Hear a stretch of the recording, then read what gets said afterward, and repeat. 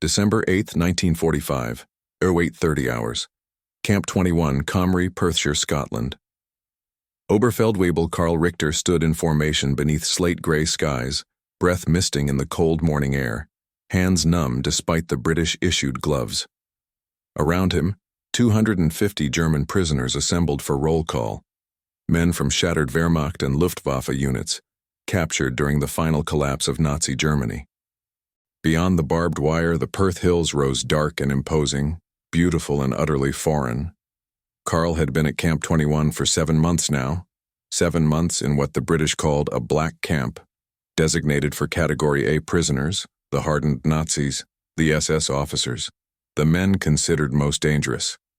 7 months expecting the brutality that German propaganda had promised would await captured soldiers. 7 months discovering that everything he'd been told was comprehensively wrong. Before we continue, if you're enjoying this story of unexpected humanity in the aftermath of war, please hit that like button and subscribe to the channel, and let us know in the comments where you're watching from. This morning brought something unprecedented. The camp commandant, a Scottish major named MacLeod, whose thick accent Karl could barely comprehend, stood before the assembled prisoners with an announcement that seemed impossible. "Gentlemen," the major began in careful, accented German, "Christmas approaches. Under new regulations from London, Scottish civilians may invite prisoners to their homes for Christmas dinner. Applications will be processed for prisoners with satisfactory records who wish to participate." The formation erupted in whispers. Karl stood rigid, his mind refusing to process what he'd heard. Scottish civilians, whose sons and husbands the Germans had killed, whose cities the Luftwaffe had bombed, were volunteering to invite enemy prisoners into their homes for Christmas dinner. It made no sense. It contradicted everything Karl had been taught about British hatred, about democratic weakness, about the inevitable revenge awaiting captured Germans. And in that moment, staring at the major's weathered face, Karl realized that perhaps the greatest lie of the Third Reich wasn't about Germany's inevitable victory. It was about what civilization actually meant. Camp 21 at Cultibragan had been constructed in 1941 near the village of Comrie, purpose-built to house Britain's most problematic German prisoners. The facility could hold 4,000 men in rows of corrugated Nissen huts, surrounded by double barbed wire fences and guard towers that offered clear sightlines across the compound. The designation Black Camp reflected Britain's prisoner classification system. These weren't ordinary soldiers. These were the black category prisoners, men considered unrepentantly Nazi, potentially dangerous, requiring maximum security and constant surveillance. Karl's arrival in May 1945 had confirmed the camp's reputation.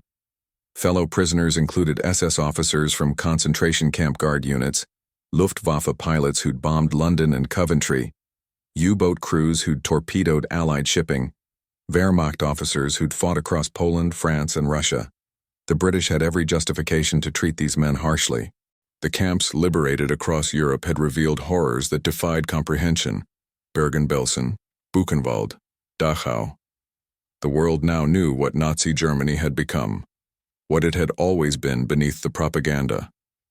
Yet within this maximum security facility designed for dangerous prisoners, Karl encountered something unexpected: systematic, restrained professionalism that contradicted every warning about British revenge. The guards at Camp 21 were predominantly Scottish, many from Highland regiments with centuries of military tradition. These were men whose families had fought at Culloden, whose ancestors had served in British armies across the Empire, whose brothers and sons were still fighting Germans in Europe when the first prisoners arrived. Sergeant Duncan Mackenzie, who supervised Karl's section, embodied the Scottish approach to guarding enemy prisoners. A veteran of North Africa and Italy, Mackenzie had earned the military medal for actions against Rommel's Afrika Korps. He had buried friends killed by German artillery.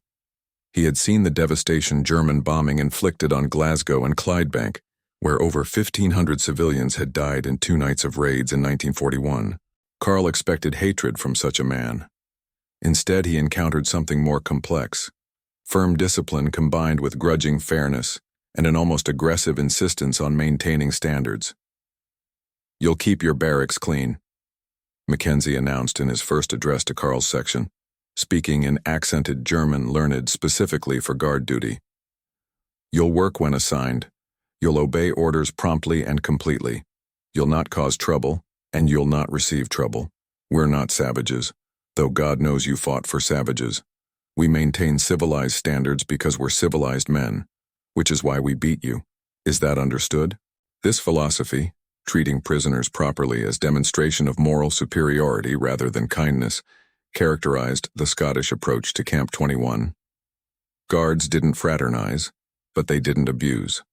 Orders were clear and enforced consistently. Violations resulted in disciplinary action, typically confinement or reduced privileges, but never violence. The contrast with German military culture was stark. Carl had witnessed how German forces treated prisoners, particularly on the Eastern Front.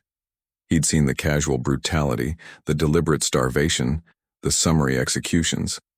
The Scottish restraint in dealing with men who'd fought for such a system was psychologically disorienting. It created a cognitive dissonance that Carl couldn't resolve through the ideological frameworks he'd been taught. The village of Comrie sat 2 miles from Camp 21, a small Scottish community of perhaps 800 residents whose men had gone to war like men across Britain. The village had sent sons to North Africa, Italy, France, and Burma. Gold stars in windows marked homes where those sons wouldn't return. The local war memorial listed 108 names from the First World War. New names would be added after this war ended. The villagers' initial response to having 4,000 German prisoners nearby was predictably hostile. These were the enemy. These were men whose forces had killed British soldiers, bombed British cities, fought for a regime whose evil was becoming clearer as Allied forces liberated camp after camp. Yet practical necessity created contact. The camp required civilian workers for maintenance, administration, and supplies. Prisoners worked on local farms, addressing Scotland's severe agricultural labor shortage. With hundreds of thousands of British men still in military service and demobilization proceeding slowly, Scottish farms faced critical worker deficits during crucial planting and harvest seasons. These interactions forced proximity between people who had every reason to hate each other. Mrs. Jean Fraser ran a small shop in Comrie that supplied items to the camp. Her son James had died at Monte Cassino in 1944, killed by German artillery fire during the brutal 4-month battle that claimed 55,000 Allied casualties. When German prisoners first began arriving for supervised work details in the village, she refused to serve them, wouldn't look at them, maintained rigid hostility that no one could fault. But over months, something shifted in ways that surprised even her. The German prisoners who worked on nearby farms were unfailingly polite. They worked diligently, didn't cause trouble, seemed genuinely grateful for fair treatment. One prisoner, noticing the gold star in her window, removed his cap and stood silently for a moment before entering her shop. A gesture of respect that cost him nothing but meant something to a grieving mother. Carl was assigned to a work detail at Drummond Farm, owned by Robert and Margaret Drummond, whose 2 sons were serving with British occupation forces in Germany. The assignment was purely practical. The Drummonds needed labor. The prisoners needed work to occupy time and earn small wages under the Geneva Convention provisions.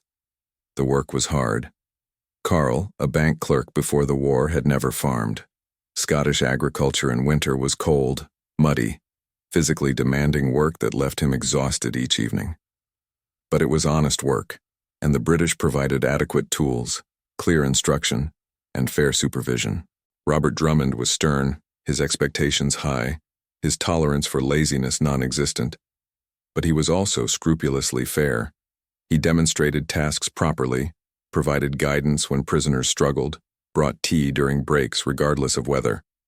When Carl slipped in mud and twisted his ankle badly, Drummond arranged immediate medical attention and adjusted his duties until he healed. "You'll work honestly, and I'll treat you honestly," Drummond stated simply on Carl's first day. "I don't like what your country did. My sons are in Germany dealing with the aftermath of your war. But you're here to work, and I need the work done, so we'll manage." This practical Scottish approach, acknowledging reality while maintaining fairness, characterized many prisoner-civilian interactions. The work created daily contact that gradually eroded propaganda's dehumanization on both sides. Germans discovered that the British weren't the weak Democrats Nazi ideology had portrayed. The British discovered that not every German prisoner was a fanatical Nazi.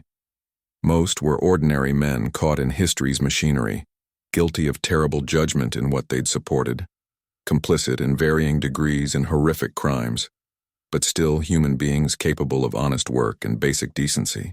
Margaret Drummond began bringing additional food for work details. Extra sandwiches, occasionally cake, thermoses of hot tea beyond what regulations required.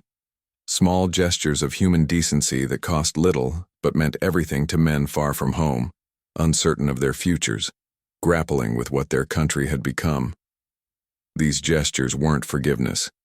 The Drummonds never pretended the war hadn't happened or minimized German responsibility, but they were acts of deliberate humanity that refused to let hatred become their defining characteristic. In late November 1946, new regulations permitted Scottish civilians to invite prisoners with good records to their homes for Christmas dinner. The policy was controversial across Britain. Many citizens understandably opposed welcoming enemy prisoners into family celebrations while the war's wounds remained raw. But it reflected official belief that humanizing contact served long-term reconciliation objectives. Germany would need to be rebuilt as a functioning democracy. That required transforming German attitudes about what democracy meant. Prisoners who experienced fair treatment would return to Germany as advocates for democratic values, having learned through direct experience that civilized societies were stronger, not weaker, than Nazi ideology had claimed. Robert and Margaret Drummond discussed the matter over several evenings. Their sons were still in Germany with occupation forces. The war's memories were fresh. Friends lost, cities bombed, years of sacrifice and fear. Inviting German prisoners for Christmas seemed almost offensive to those losses. But Margaret, thinking of her sons far from home on Christmas, considered what she'd want others to show them. They're young men far from their families, she said finally. They worked honestly on our farm. The war's over. Perhaps showing humanity to former enemies is how we ensure future peace. Robert, after long silence, nodded slowly. We'll invite Carl and Helmut. They've been good workers. It's Christmas.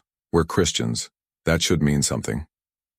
When Sergeant Mackenzie informed Carl of the Drummonds' invitation, Carl couldn't speak for several moments.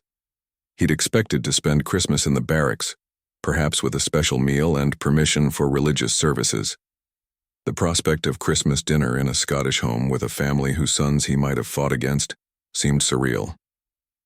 You're not required to accept, Mackenzie clarified. It's voluntary, but the Drummonds are good people. They've invited you and Stanger specifically. I'd recommend accepting if you're comfortable. Carl accepted, as did Helmut Stanger, a former U-boat officer from Bremen. Both felt profound uncertainty about what such an evening would entail. Christmas morning at Camp 21 began with Protestant and Catholic services in the camp chapel, a wooden structure where prisoners gathered for worship.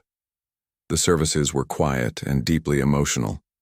Men far from home, facing uncertain futures, sang German hymns in the Scottish winter. Carl sang Stille Nacht, Silent Night, and thought of Christmases before the war, before everything had gone so terribly wrong. After services, Carl and Helmut were released under guard escort to walk to Drummond Farm. The countryside was beautiful despite the winter cold. Rolling hills, frost on bare trees, a quiet that felt almost sacred after years of war's chaos. At the Drummond farmhouse, Margaret met them at the door. "Welcome," she said simply in English, then gestured them inside where warmth and cooking smells created immediate sensory contrast with barracks life. The parlor was modest but comfortable, decorated with simple Christmas greenery. A small tree stood in the corner, hung with handmade ornaments. Photographs lined the mantel, young men in British uniforms, the Drummond sons serving in the army that had defeated Germany. The evening began awkwardly. The Drummonds, Carl, and Helmut sat in the parlor, conversations stilted through language barriers and emotional complexity. Robert attempted English mixed with fragments of German. Carl and Helmut responded in broken English they'd learned while working. Margaret brought tea and shortbread, traditional Scottish hospitality overcoming initial discomfort. Gradually, conversation developed with more ease than anyone expected. Robert asked about farming in Germany. Karl described his family's small garden in Hamburg, now likely destroyed by the firebombing that had killed 40,000 civilians in Operation Gomorrah. Helmut talked about his hometown in Bremen, also devastated by Allied bombing. The Drummonds shared news from their sons, letters describing occupied Germany, the destruction, the desperate civilians, the children begging for food. "Your cities are destroyed," Robert said without satisfaction. "Our cities were bombed too, but nothing like what Germany faces now. It's a tragedy what war does to ordinary people." This acknowledgement that German civilian suffering was tragedy rather than justified punishment affected Karl deeply. The Drummonds had lost friends to German bombs. Their sons were occupying his defeated country, yet they expressed genuine regret for the destruction Germany had suffered. Dinner was traditional Scottish Christmas fare. Roast chicken, meat being still rationed but saved for holidays, potatoes and vegetables from the Drummonds' garden, Christmas pudding with custard for dessert. For Karl and Helmut, accustomed to adequate but basic camp rations, the meal was extraordinary. But beyond the food, the experience of sharing a family Christmas with former enemies created profound emotional impact that neither man had words to express. Margaret spoke of her sons, showing photographs expressing hope they'd return home safely. Robert talked about farming, about community, about rebuilding after war's devastation. They didn't pretend the war hadn't happened or minimize German responsibility for its horrors. But they treated their guests as human beings deserving basic dignity rather than eternal condemnation. After dinner, they listened to Christmas carols on the radio, both English and German versions of familiar hymns. When Stille Nacht played in German, Margaret quietly wept, thinking of her sons far from home.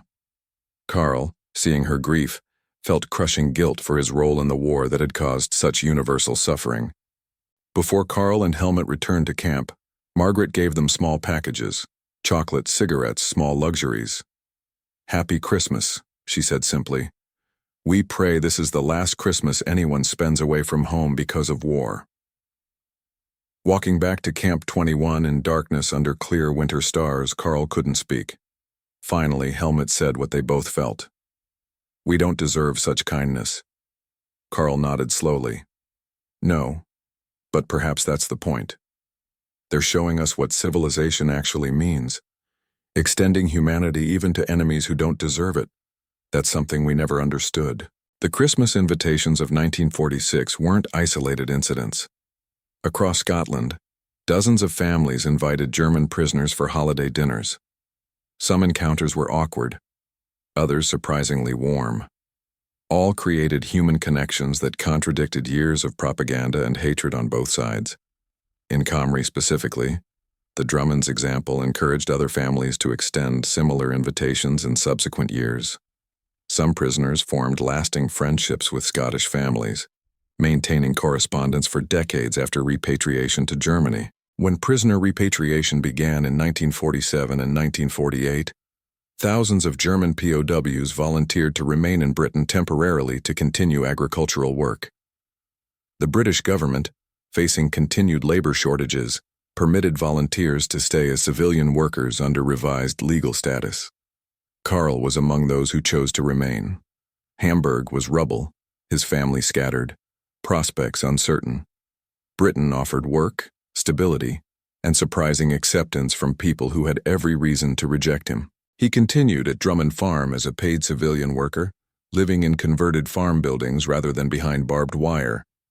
The transformation from enemy prisoner to voluntary worker demonstrated the success of British policy in ways that statistics couldn't capture. Men treated fairly during captivity chose to remain and contribute to British recovery. The system's humanity created practical benefits beyond abstract moral satisfaction. Karl worked at Drummond Farm until 1949, when he finally returned to Hamburg to help rebuild. He maintained correspondence with the Drummonds until Margaret's death in 1978 and Robert's in 1982. He named his first son Robert, explaining to him years later about the Scottish family that had shown humanity to a defeated enemy when cruelty would have been understandable. In a 1998 interview, aged 79, Karl reflected on that Christmas evening more than 50 years earlier. The Scots could have treated us brutally. We'd fought against them, supported a regime that committed atrocities beyond comprehension, caused immense suffering across Europe. They had every moral justification for revenge. Camp 21 at Cultiebragan stands today as Scotland's last remaining World War II POW camp. The Nissen huts remain, weathered but intact, silent testimony to thousands of German prisoners who spent years behind barbed wire in the Scottish mountains. The treatment of German POWs in Britain represented something beyond military victory. It demonstrated that civilization could maintain moral standards under war's pressures, that democratic society could fight total war without abandoning civilized values, that victors could treat defeated enemies with dignity, not weakness, but strength.